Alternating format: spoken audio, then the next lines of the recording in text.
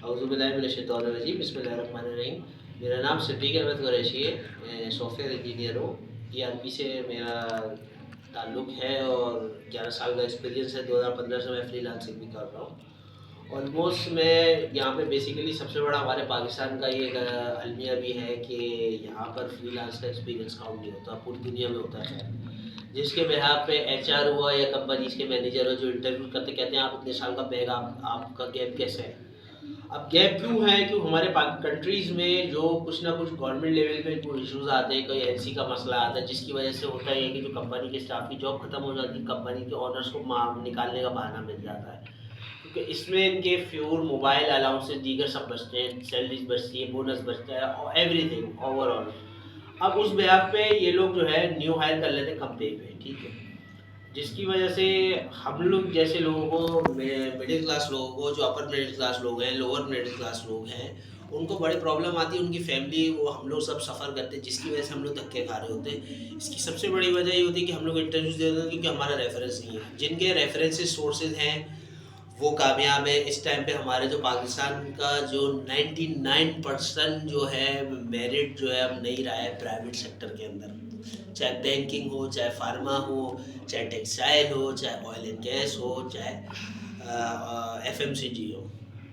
वो जितनी भी कंपनीज देख लें आप, मेजॉरिटी सबके जो है किसी की जान पहचान लाजमी जो है ना रेफरेंस के और सोर्स के बिहाफ पे जो है उनको जॉब्स मिलती हैं। और जो लोग आते हैं रेफरेंसेस पे, सोर्स पे, और इंतहाई जो है मैट्रिक पास, इंटर पास या अनटेक्निकल अनप्रोफेशनल लोग, और जो उनको रखते हैं वो भी अनप्रोफेशनल इंतहाई जो है, वो इतने अरसे से कंपनीज के ऑनर्स को बेवकूफ़ बना रहे होते हैं और जो है इतने अरसे ज़माने से वो कंपनीज में हैं। और होता ये है कि जिसकी वजह से कंपनी ग्रो नहीं कर पाती, क्योंकि जब जब कंपनी ग्रो नहीं करेगी, जब आप ऐसी रिसोर्स रखोगे, हायर नहीं करोगे, और जो है जो जिनका जो असल में जॉब्स के जो हकदार हैं उनको नहीं मिलेगी, वो फिर होता ये है कि वो फिर जिनके पास पैसे होते हैं, वसाइल होते हैं, वो out of city, out of country चले जाते हैं, जिसकी और फिर वहाँ जाके दूसरे मुल्कों में अच्छे पे पे जो कि पाकिस्तानी करेंसी के हिसाब से 25 लाख 30 हज़ार महीना पर मंथ बनते हैं,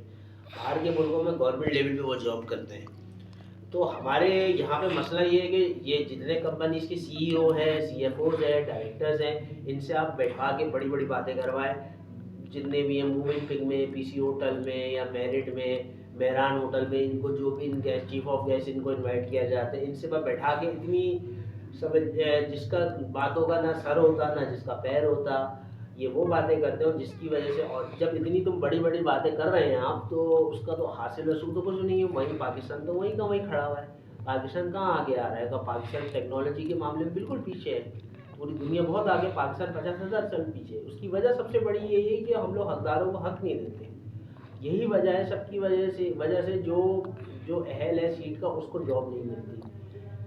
जो सीट का अहल नहीं है, उसके रेफरेंसेस हैं, उसके सोर्सेज हैं, वो विदाउट इंटरव्यू, अगर इंटरव्यू देने आता भी है तो उसको वो पहले से ही सिलेक्शन हुई हुई होती है। अब ये मसला इतना संगीन हो चुका है हद से ज़्यादा कि कोई अब जगह ऐसी बची नहीं है पाकिस्तान के अंदर जहाँ पे सोर्स, सिफारिश, रेफरेंस ना हो। और जो एचआर बैठा हुआ है वो भी नॉन टेक्निकल है, और ना उसको सिस्टम की ये इतनी बड़ी बड़ी करवा ले, आप इनसे पॉडकास्टों में करवा ले, टीवी के मॉर्निंग शोज़ में करवा ले, ये जो है बिल्कुल। और जिस बात वो करते ना जिसका ना सर ना फिर, जस्ट एक और लिंक्डइन भरने में हमारी पाकिस्तान की प्राइवेट कंपनीज के जितने भी लोग हैं माहिर हैं।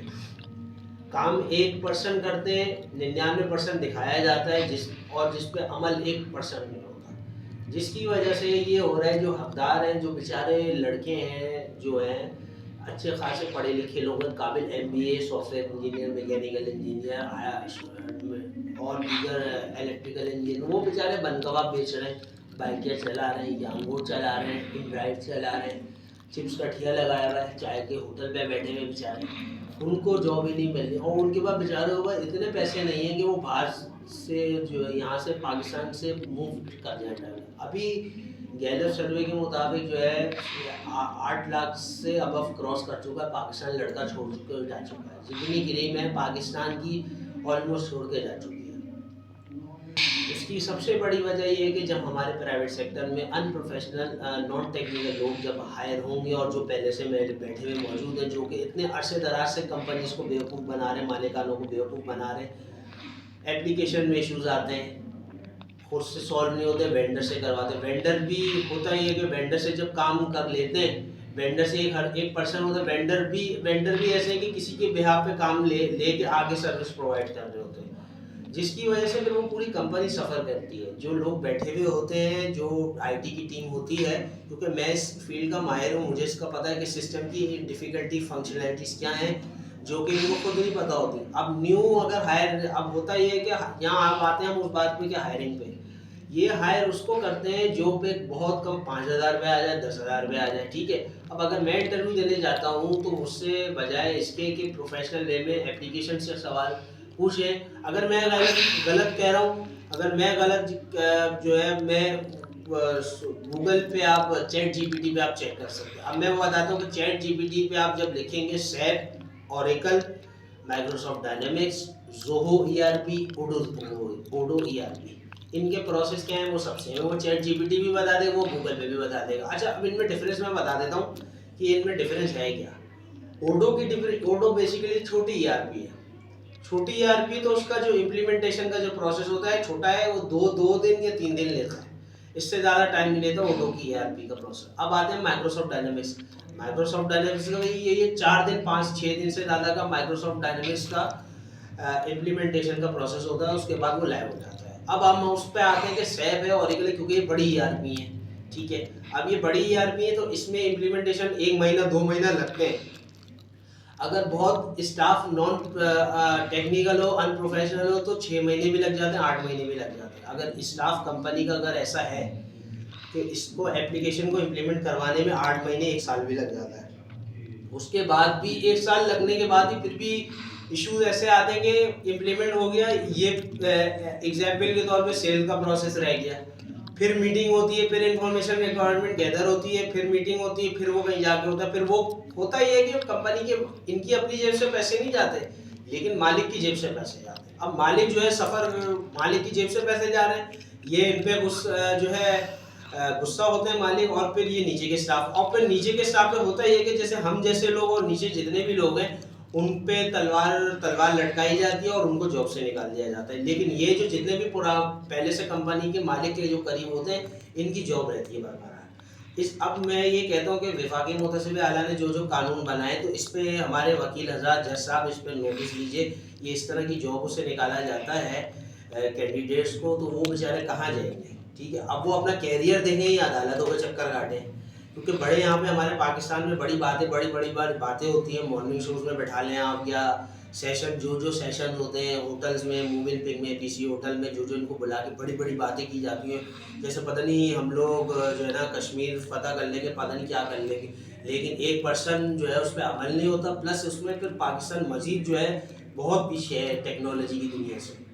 उसकी सबसे बड़ी वजह यही है कि हम लोग को मसला ये है कि हम हकदारों को हक नहीं देते, फिर हम करते हैं कि हम जो है जिसको जॉब का जो अहल है हम उसको जॉब नहीं देते, जो जॉब का अहल नहीं है हम उसको जॉब दे देते हैं। और फिर होता ये है कि अगर एग्जाम्पल के तौर पर मैं एक कंपनी में एप्लीकेशन सपोर्ट फंक्शन कंसल्टेंट की आई है सैप की, अब जेडी में ये लिखा हुआ है कि जेडी में ये आपको सेल का देखना है, परचेज का देखना है प्रोसेस, एससीएम देखना है, मास्टर डेटा देखना है, आपको इन्वेंट्री भी देखनी है, प्लान मेंटेन। अब ये मैंने मॉडल आपको गिनवा दिया, अब इसकी सैलरी आप अल्लाह को हाले नाज़िर को बताएं कि कितनी सैलरी बनती है, 2 लाख बनती है, 2.5 लाख बनती है।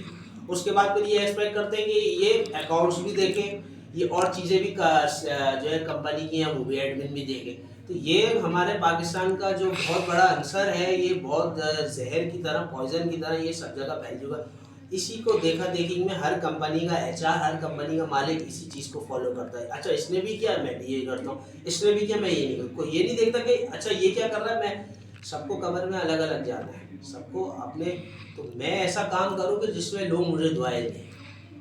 तो बात सारी ये कि एक मालिक जो है ना, कंपनी कभी भी अलग नहीं चला ही नहीं सकता, अगर वो कंपनी, उसको स्टाफ की ज़रूरत होती है। तो ऐसे जब लोग, अगर आप ईमानदार लोग अपनी ऑर्गेनाइजेशन में रखेंगे जो आपको सजेशन सही देंगे, ईमानदार और पढ़े लिखे बादशाह प्रोफेशनल लोग, तो जब कहीं जाके हमारा पाकिस्तान कुछ बेहतर होगा। क्योंकि हम लोग का मसला ये है कि हम लोग देखते हैं IBA, हम लोग लम्स देखते हैं, हम लोग नमन देखते हैं, हम लोग वो वेब देखते हैं, कोई वेब पी रहा है, हमारा लैपटॉप है, गाड़ी से उतर रहा है, हम इसको जॉब दे देंगे। हम उसको नहीं देंगे जो बेचारा रिक्शे में आ रहा है, या रिक्शे में लड़की आ रही है, या टैक्सी करके आ रही है, इतनी दूर से किराया खर्च करके इंटरव्यू है, अब वहाँ जाके पता चलता है पहले से सिलेक्शन हुई हुई है, इसका कौन हिसाब देगा? तो ये सब सारी चीज़ें बातें हैं। इसको मेरी यही वफाकी मुतसिर आने से मैं यही दरख्वास्त करूँगा वकील जज साहब से कि इस पे कानून जो है सख्त नोटिस लें, और ये सब इनको इन मालिकानों को बुला के जो है मीटिंग करें। चाहे मेरी कंसल्टेंसी चाहिए मैं देने के लिए तैयार हूँ। मैं सजेशन दूंगा कि पाकिस्तान की कंपनीज को किस तरह ठीक किया जा सकता है। थैंक यू, अल्लाह हाफ़िज़।